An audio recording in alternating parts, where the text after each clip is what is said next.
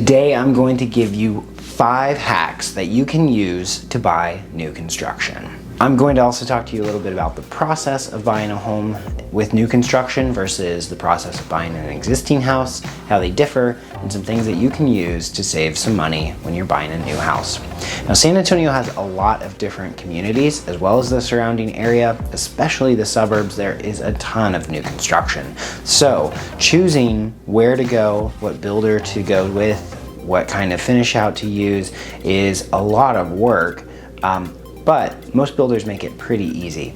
The thing is that this can typically cost you more than you would expect, and it can sometimes take longer to recoup your investment on new construction, especially if a builder is still building in a particular area. So hopefully with these tips that I have for you, you might be able to negotiate your way into some equity, or potentially wind up just with the house that you want and the right game plan for your financial situation. The first tip I'm gonna give you is to educate yourself on the buying process in general, as well as the new construction process before you proceed. Why? Because it's really important to understand your personal situation and what you are going to have to do to buy a new construction. Because in some cases, new construction isn't for everyone and it's not for their situation, but buying an existing property that's been rehabbed or is in good condition might be.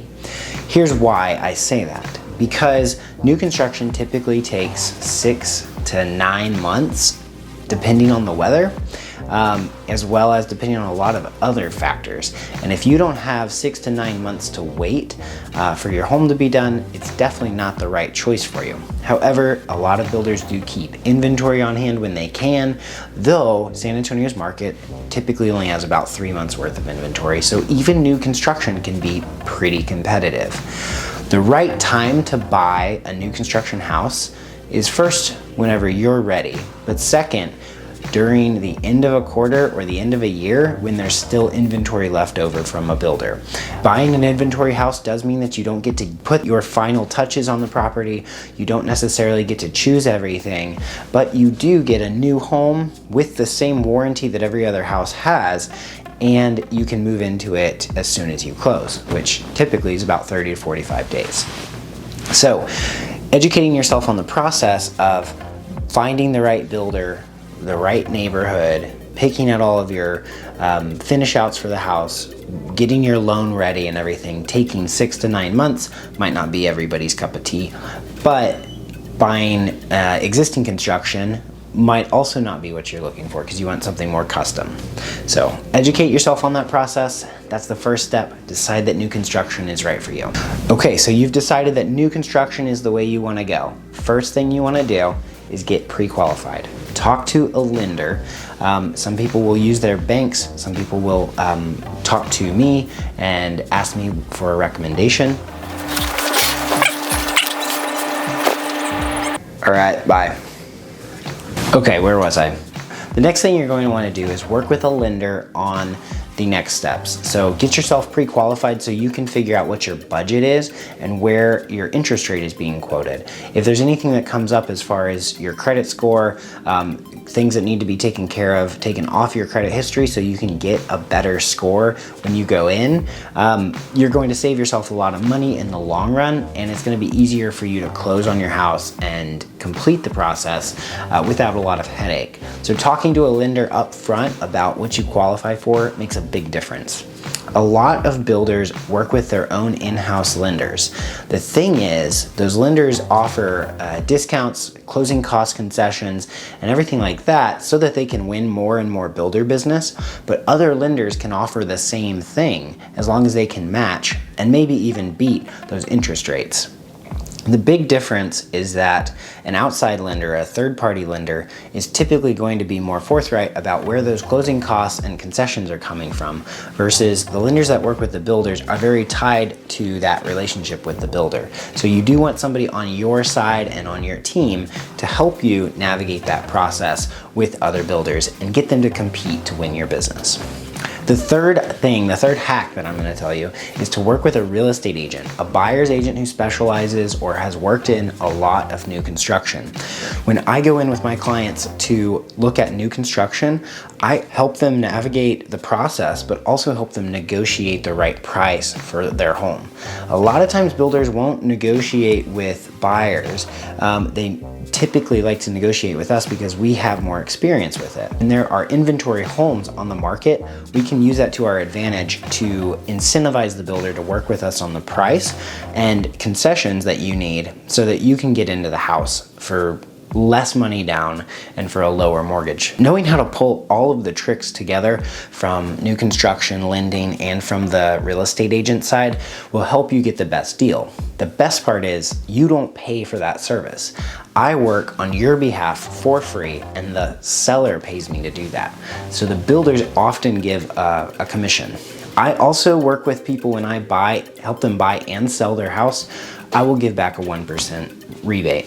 So it often helps you save a ton of money on closing costs, and that 1% does go a long way. So on a $300,000 house, that's $3,000 that goes back in your pocket towards your bottom line. The fourth thing we're going to talk about is I want you to spend time thinking about the function and design of your house, of your ideal home, and where it is in the city, what kind of features your house has, what kind of layout, how many bedrooms, bathrooms, additional features and amenities for the neighborhood you're going to choose, because a lot of times that will determine what neighborhood we help you look for. If you have kids and you want to find a place that features a pool, playground, activities, and community center for that, we're going to want you to go find a place that has an HOA, that maybe is gated and has a swimming pool already built.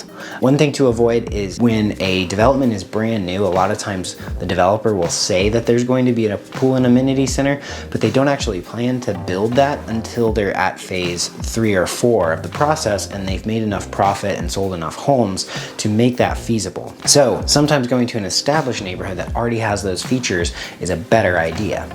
I typically help people negotiate that process as well, because there are homes and neighborhoods designed for people who want low cost, low maintenance yards, and those HOA dues actually cover some of those expenses. And then there's other people who will be happy to maintain their yard and pay for the additional amenities so that their kids can go to the pool or go to the playground. And we work with a ton of builders. There are a lot of reputable builders in our area that have a number of different designs. And after working with a lot of them, I kind of know the most reputable ones, done deals with a lot of them. And some of my favorites are Perry Homes, Sitterly, Scott Felder, MI, and a lot of other builders that tend to have a more semi-custom approach, as they say, so you can choose your finish out and choose some things that you can change, versus others, they don't as often allow you to make changes to your design in terms of the layout or floor plan or additions that you want to do. So with all new construction, you get a warranty for your property. Now that is what we call a 2-1-10. So you get 1 year for pretty much everything from the floor to the ceiling. And anything that breaks in that first year, the builder will replace or repair. And then a 2-year warranty for all of your appliances, electrical, plumbing, anything like that. And then there's warranties for mechanicals like the HVAC and water heater that are usually closer to 5 years. And then there's a 10-year warranty on the foundation. Those things are sold to a third party who maintains that and negotiates that for the builder. But what you want to do is have a third party inspection. Even with new construction, we get a third-party inspector so that we have a list of anything that could go wrong. We have the builder fix that up front, and then the inspector comes out another year later to put in new things that have come up that might be maintenance issues, might be problems that the builder should have taken care of. But the bottom line is, have the right expectations. Even in a new construction house, not everything is going to be absolutely flawless or perfect. That just doesn't exist. So have expectations that there may be minor things here and there that are just flaws, and you're not going to notice them once you move into the house. So keep an open mind. Do get everything checked out by a third-party inspector and everything gets repaired. But do keep an open mind when you're going through your house on your final walkthrough that every little bump and ding you're not going to notice as you start living in the home. So that wraps up my tips and tricks for working with new home builders. Like I said, there are a ton of options on the market, and there's everything from new construction in the low 150,000 range up to custom construction that I've worked with up to the $1.5 million, $2 million range in all parts of our community. We have shown that we're about 20,000 housing units shy of the demand within our community every single year. So between San Antonio and New Braunfels, we don't have enough housing for everybody who actually wants and could buy a house. So we're 20,000 units behind on that every year. I think that new construction is definitely a great way and a great opportunity for some people, but not all people. So give me a call if you want to discuss that and see if maybe it's right for you, and I can recommend some communities that we could look in that would be suitable for your lifestyle, your form, your function, your design choices, and maybe I can help you negotiate for the best deal possible. Thanks for watching and have an awesome day.